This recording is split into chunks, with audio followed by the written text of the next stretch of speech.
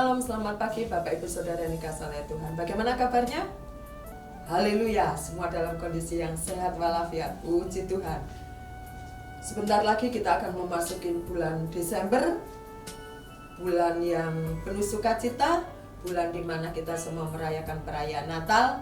Puji Tuhan, biarlah kita melewati hari-hari dengan penyertaan dan perlindungan Tuhan. Puji Tuhan. Mari kita berdoa bersama-sama Bapak Ibu sebelum kita merenungkan firman Tuhan.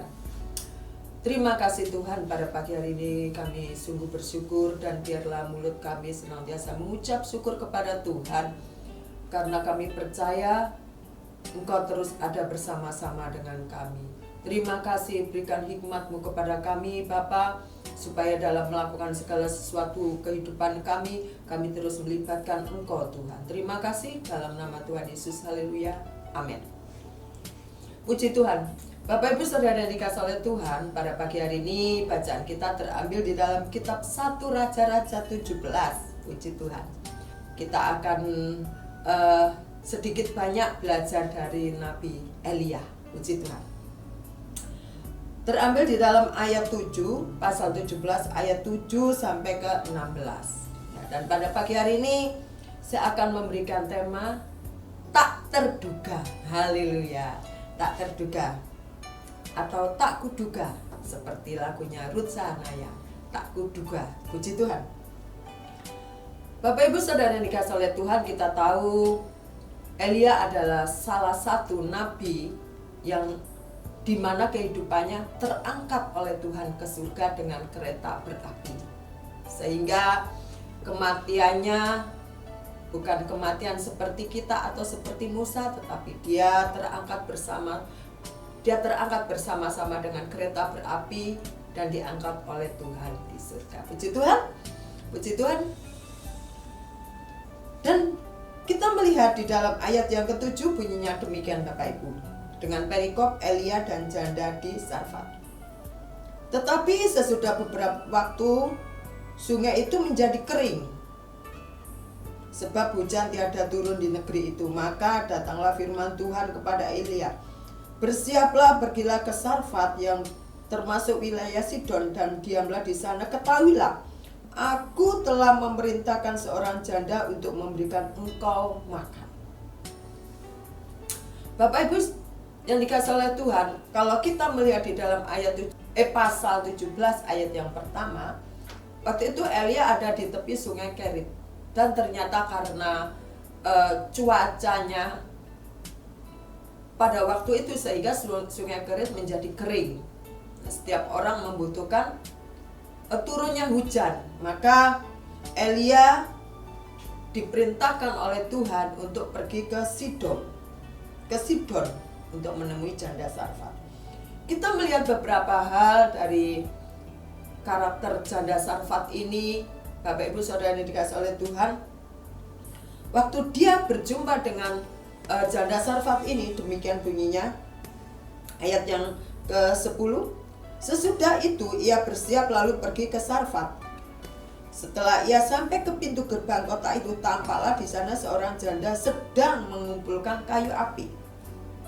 Ia berseru kepada perempuan itu, katanya, cobalah ambil bagiku sedikit air dan kendi supaya aku minum.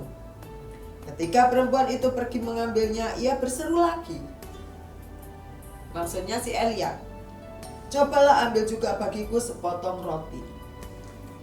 Ayat 12 mengatakan, perempuan itu menjawab, demi Tuhan Allahmu yang hidup, sesungguhnya tidak ada roti padaku sedikit pun, kecuali segenggam tepung dalam tempayan dan sedikit minyak dalam buli-buli. Dan sekarang aku sedang mengumpulkan 2-3 potong kayu api. Kemudian aku mau pulang dan mengolahnya bagiku dan bagi anakku, dan setelah kami memakannya, maka kami akan mati.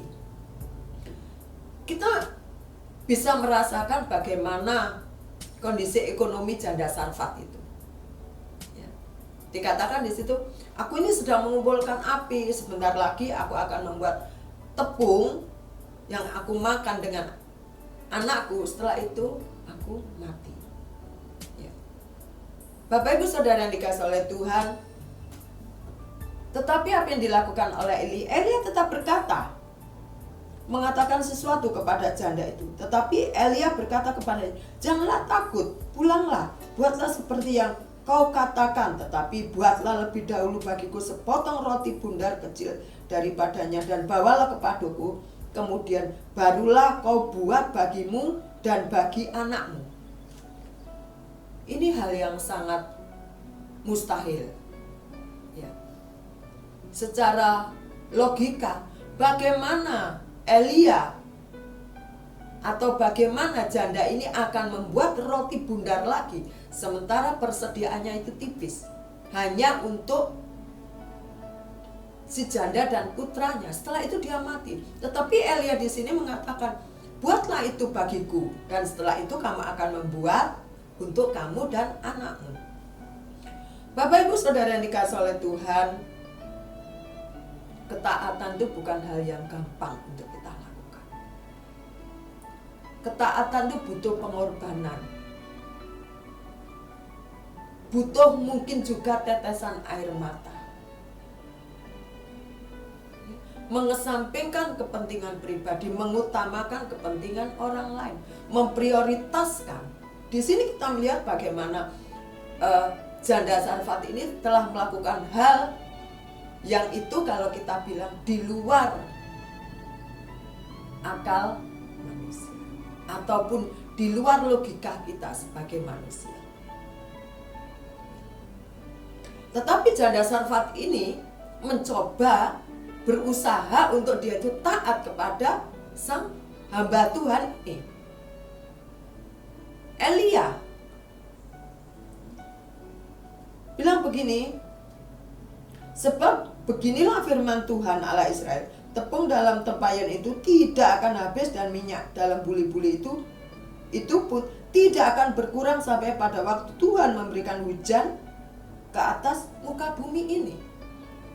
Janji Tuhan begitu indah, atau berkata demikian kepada janda Sarfat ini. Dan itu kembali membangkitkan semangat janda Sarfat, dan itu kembali memberikan harapan kepada janda Sarfat bahwa Tuhan akan mencukupkan kehidupan janda Sarfat beserta putranya. Bapak Ibu Saudara yang dikasihi oleh Tuhan, dalam kondisi yang sulit, dalam kondisi yang terjepit, dalam kondisi yang tertekan, terkadang kita ini berpikirnya itu perkewo, kata orang Jawa, agak ribet, ya, karena kita berpikir secara yang kelihatan, yang dilihat mata, ya, yang dilihat mata.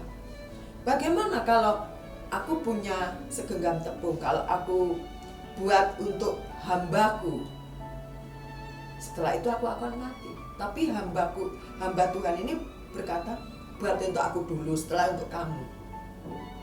Kalau bukan suatu ketaatan, kalau bukan si janda ini memprioritaskan orang lain, dia akan bilang, gak bisa, aku gak akan bisa bikin kue bundar ini, karena kalau aku berikan kepada kamu, aku mati duluan. Aku pasti setelah itu mati.